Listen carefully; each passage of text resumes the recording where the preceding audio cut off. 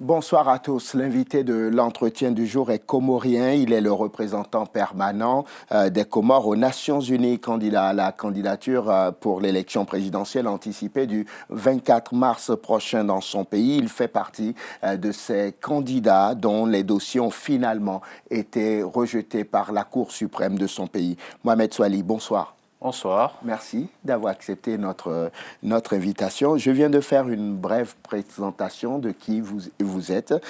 Si je vous demandais de compléter cette présentation, qu'est-ce que vous pourrez me dire d'autre de vous? D'abord, je rectifierai, je ne suis plus le représentant permanent des Comores aux Nations Unies sur une décision qui vient de tomber du gouvernement, en tout cas du ministère des Affaires étrangères, ce dont je m'y attendais.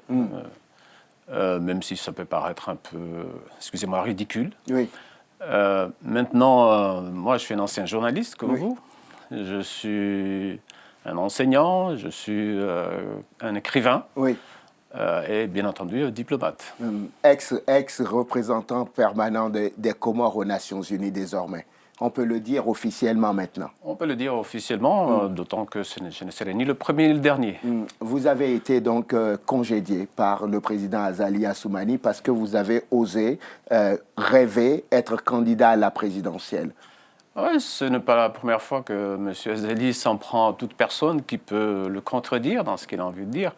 Et j'ai l'impression qu'il veut rester dans la peau de ce qu'un ancien Premier ministre avait dit une fois, un petit Bokassa.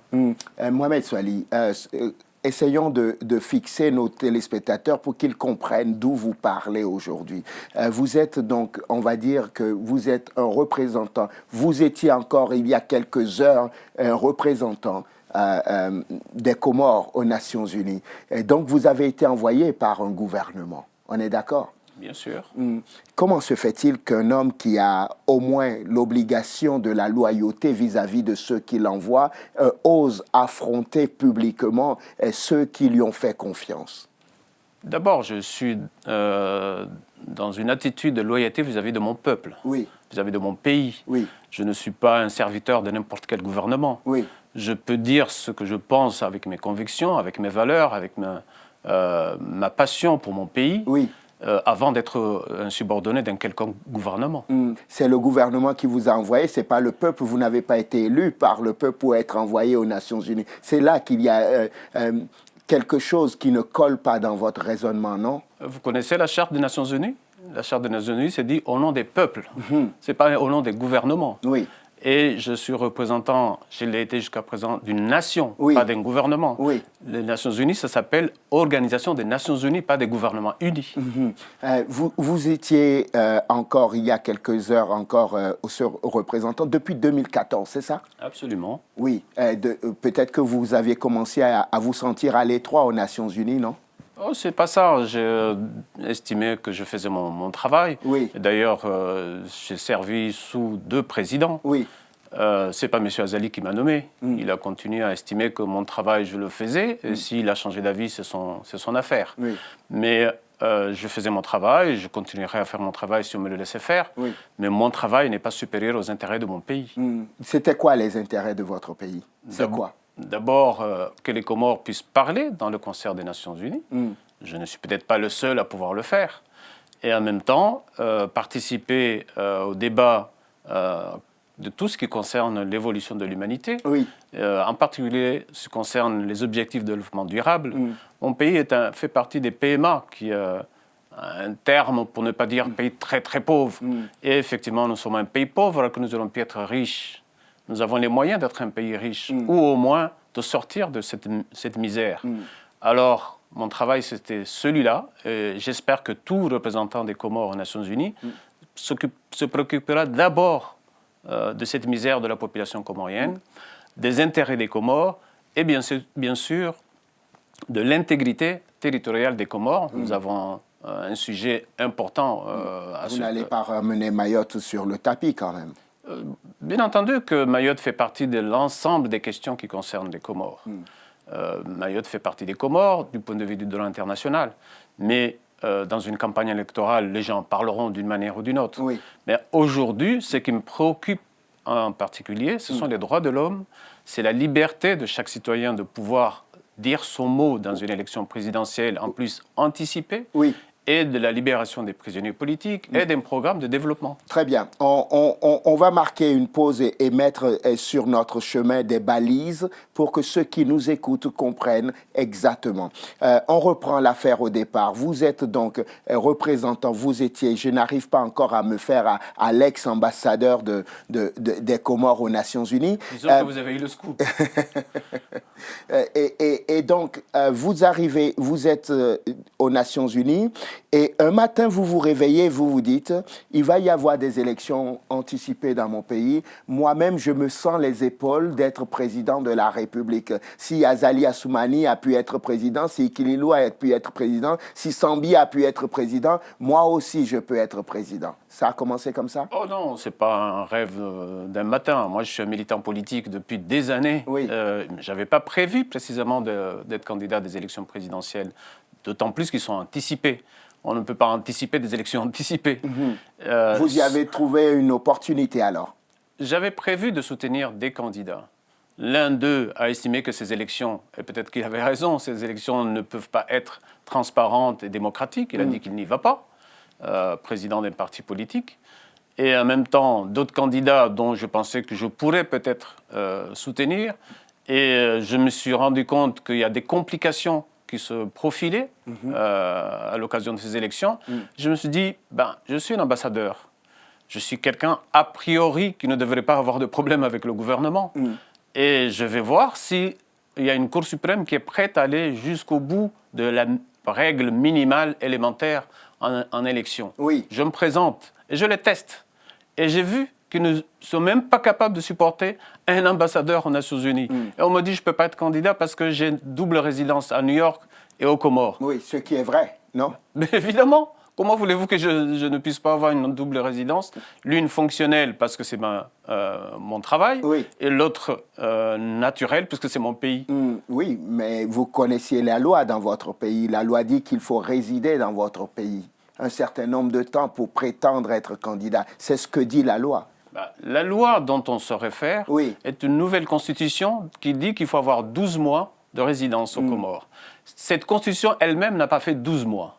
Comment pouvez-vous appliquer une loi de 12 mois à quelque chose qui n'existait pas il y a 12 mois? On est dans une question d'interprétation. D'autres choses.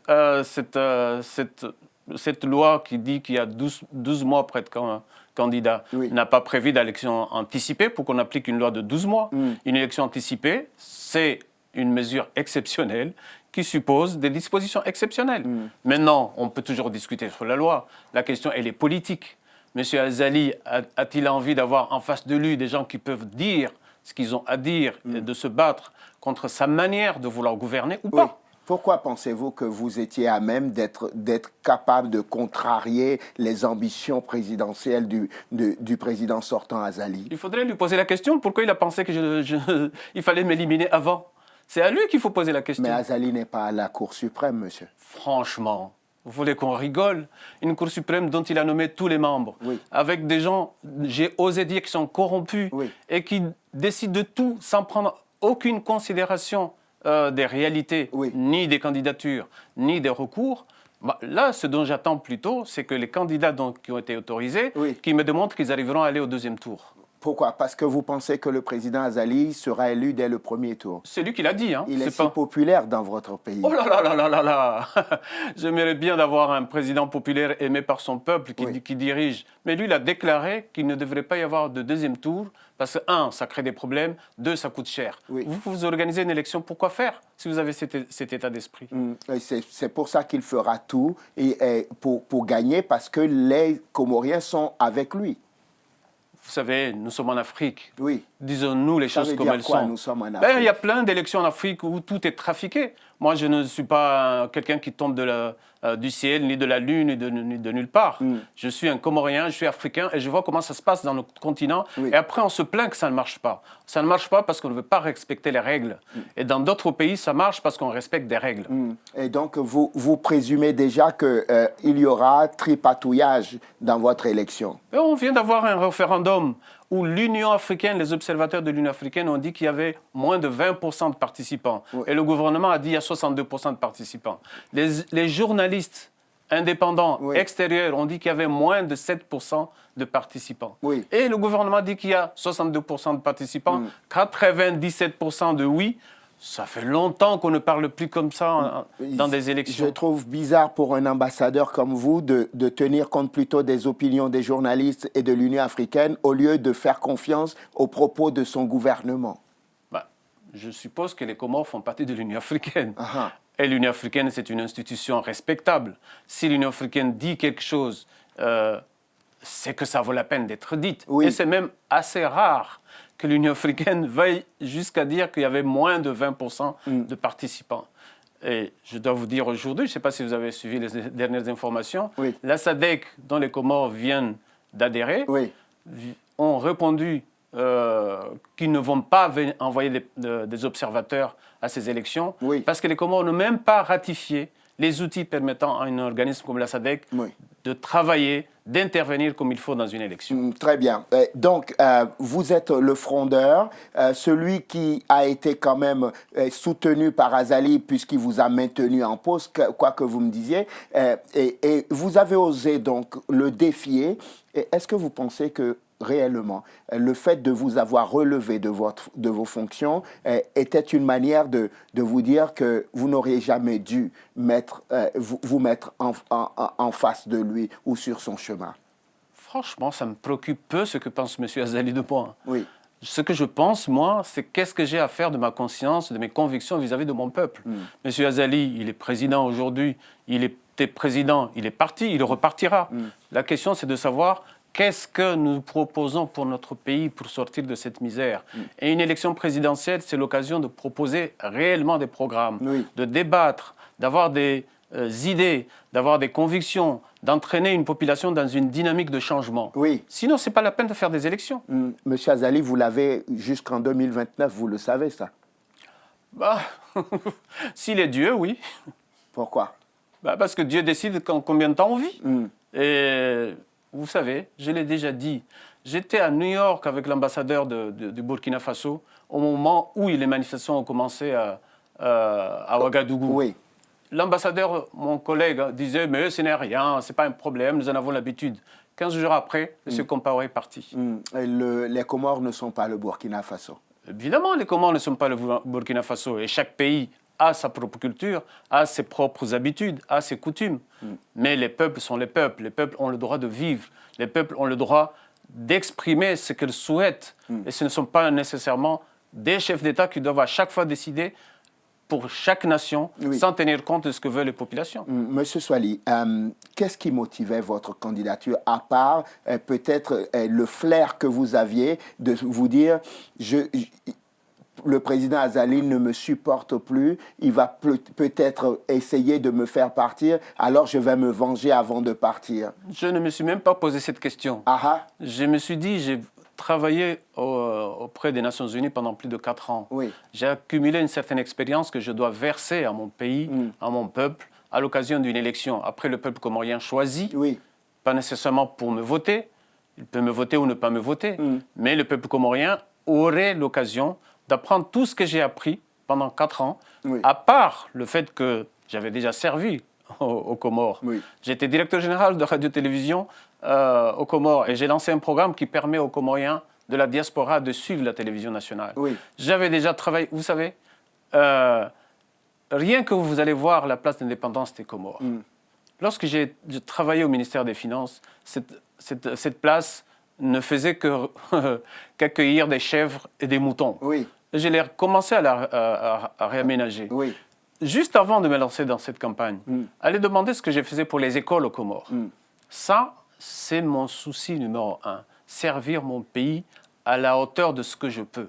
Je ne suis pas en mesure de tout régler, mais ce que pense M. Azali, oui. ce que pense tout autre homme politique, c'est son droit de penser. Chacun est libre de penser ce qu'il veut. Oui. Mais moi, mon rôle, c'est d'apporter ma contribution à mon pays à la hauteur de ce que je peux, pas nécessairement de ce que je voudrais tout le temps. Vous savez qu'on peut apporter sa contribution à sa nation sans être forcément dans le fauteuil présidentiel. Évidemment. Moi, je n'ai pas dit qu'en étant candidat, je serais nécessairement président. Mais j'apporterai ma contribution au débat national. C'est ça une élection. Vous pouvez le faire toujours. C'est ce que vous faites ce soir, non? Et je n'arrêterai pas. Je continuerai, avec ou sans élection, je continuerai à apporter ma contribution. Je vous ai dit que je suis écrivain. Oui. Donc, je vais écrire. Je vous ai dit que je suis journaliste de métier. Je vais continuer à m'exprimer. Vous allez continuer à attaquer M. Azali à droite, à gauche pour l'empêcher de gouverner sereinement son pays, c'est ça? L'empêcher de gouverner sereinement. J'aimerais bien que mon pays soit dans la sérénité. Savez-vous, en ce moment, oui. 2 de nos confrères journalistes sont en prison. Pour quel motif? Parce qu'ils ont critiqué le président Azali. Ils ont critiqué la Cour suprême. Ils sont en prison depuis plusieurs jours. Aucun juge ne les a entendus. La garde à vue est déjà dépassée depuis plusieurs jours. Vous pensez qu'on ne peut pas parler de sérénité dans ces conditions? Je vous pose la question. Il n'y a pas de sérénité aux Comores. Combien de prisonniers politiques il y a aux Comores? Combien de gens sont interdits de pouvoir s'exprimer quand ils le souhaitent? Dès que vous voulez manifester... Vous savez ce qu'a dit celui qui assure la suppléance du président Azali, ce qu'il a dit aujourd'hui? Oui, qu'est-ce qu'il a dit? Il a dit, tout candidat qui ferait une bêtise serait puni, lui et sa famille. On a dit une bêtise. Une bêtise. Un candidat des élections présidentielles ne devrait même pas s'exprimer parce que s'il dit une bêtise, lui, il sera puni, sa famille serait punie, et vous parlez de sérénité dans ces élections. Je le répète, j'espère qu'il y aura au moins un 2e tour dans ces élections. Et s'il n'y a pas de 2e tour? Alors, j'aurais démontré que cette élection n'est ni transparente, ni démocratique, ni dans une quelconque équité. J'imagine que le président Azali nous écoute, vous et moi, en train de parler de votre pays. Qu'est-ce qu'il penserait de vous? Il ne se dirait pas, c'est un traître de plus. S'il y a quelqu'un qui a trahi la nation comorienne, on sait très bien où il se trouve. Hein. Il est où? Vous ne le savez pas, l'histoire de M. Azali? Le jour où Bob Denard a débarqué dans notre pays, il était chef d'état-major, il est allé se casser sous une table dans une ambassade. Vous parlez de quoi? C'est un militaire. Un militaire, ça se bat. Ça se bat surtout devant une agression étrangère. Et lui, chef d'état-major, il court se cacher dans une ambassade. C'est le même qui a fait un coup d'État. Vous parlez du même qui a fait le coup d'État? Bien sûr, et c'est un militaire qui fait des coups d'État. Vous croyez que c'est rendre service à sa nation? C'est ça ce qu'on appelle trahir sa nation. Et moi, je trahis un homme. Quel contrat j'avais avec lui, à part de défendre la souveraineté de mon pays et l'unité de mon pays et le droit de mon peuple à avoir une vie normale. Je n'avais pas de contrat personnel avec M. Azali. J'avais un contrat avec mon pays et mon peuple. C'est un homme amer que j'entends ou un opposant? Un opposant déterminé. Et je continuerai à être un opposant déterminé de qui que ce soit ne veut pas laisser mon peuple s'exprimer librement. Il n'y a pas de développement dans mon esprit sans démocratie. Il n'y a pas de développement dans mon esprit sans qu'un peuple accompagne cette idée même de développement. Qu'est-ce qui est arrivé à votre pays, en fait? Ça fait des années que les Comores reviennent dans l'actualité comme ça, à droite, à gauche. Si ce n'est pas une crise à Anjouan, c'est une crise avec le Mayotte, c'est une crise avec la France. Qu'est-ce qui arrive à votre pays? Est-ce qu'il y a une malédiction qui accompagne les Comores? Moi, je ne parlerai pas de malédiction parce que je souhaite tout le temps de la bénédiction dans mon pays. Notre pays est un pays où les gens sont pacifiques. Notre pays, c'est un pays où les gens ont envie de vivre. Venez ici aux Comores, vous allez voir comment les gens ont envie de vivre. Seulement, nous avons des dirigeants politiques qui pensent que l'essentiel, c'est eux-mêmes, mais pas la population. Ça fait plus de 40 ans que nous avons acquis notre indépendance. Il n'y a que ces 15 dernières années que nous avons commencé à avoir un minimum, je vais dire, de stabilité politique pour pouvoir penser développement. Dans ces 15 dernières années, c'était fondé sur une présidence tournante entre les îles. M. Azali a décidé de mettre fin à tout ça. Non, le peuple comorien, vous avez fait un référendum. Ne mettez pas tout sur le dos du président Azali. Il y a eu d'abord les assises nationales. Il est venu nous dire qu'il y a eu des conclusions et qu'en application des conclusions des assises nationales, il allait donc proposer une nouvelle constitution et ensuite il allait remettre son propre mandat en jeu pour pouvoir aller vers une meilleure stabilité et le développement. À chaque fois, vous me faites rire dans ce que vous dites de M. Azali. Vous connaissez la pensée de M. Azali? C'est quoi sa pensée? Je vous dis une déclaration qu'il a faite dans quelque chose qui vous touche, vous et moi. À propos de M. Khashoggi, paix à son âme. Oui. Qu'est-ce qu'a dit M. Azali? C'est de la cuisine interne. C'est abject d'avoir des propos comme ça. Un chef d'État qui dit, avec ce qui est arrivé à M. Khashoggi, c'est de la cuisine, en plus de la cuisine interne. Alors, je rappelle à nos téléspectateurs pour qu'ils comprennent, M. Khashoggi est ce journaliste saoudien qui a été donc assassiné au consulat en Turquie et dont on a largement parlé avec beaucoup d'émotion dans les médias. On va conclure notre entretien sur 2 ou 3 dernières questions. Donc, officiellement, vous êtes un opposant. Vous allez créer un parti politique? Dès que j'ai lancé ma campagne, oui. Beaucoup de comités de soutien se sont créés, oui. D'abord dans les 4 îles, Mayotte, Moélie, Anjouan et Grande Comore, dans beaucoup de villages. Vous avez cité Mayotte? Bien sûr, je suis allé à Mayotte, et ça va vous étonner. Mon épouse est de Mayotte, mes enfants sont mahorais. Vous croyez quoi? Que les Comoriens, c'est des gens qui ne peuvent pas vivre dans l'ensemble de l'archipel? Je suis allé à Mayotte, et un comité de soutien s'est créé pour ma campagne. Et ensuite, j'ai fait la diaspora comorienne en France. Alors, l'ensemble de ces comités de soutien vont décider de la suite de cette démarche. Création d'un parti, un parti de plus, un rassemblement à l'intérieur d'un groupement de partis. Oui. Pour l'instant, nous n'avons pas pris de décision à ce niveau-là. Nous allons en discuter. Je suis quelqu'un qui est démocrate. Oui. Et ce qui sera décidé par l'ensemble de ces comités de soutien, naturellement, c'est ce que nous ferons durant cette période d'élection. Oui. S'il y a élection. Oui. Pourquoi s'il y a élection? J'ai entendu des villages qui ont dit qu'il n'y aura pas d'élection dans leur village. Ce n'est pas les villages qui décident dans une nation, c'est un gouvernement, un peuple entier. Vous le savez ça quand même. Oui, je vous dis une chose. Il y a moins de 2 mois, des militaires ont tiré dans une ville, pas loin de Moroni. Oui.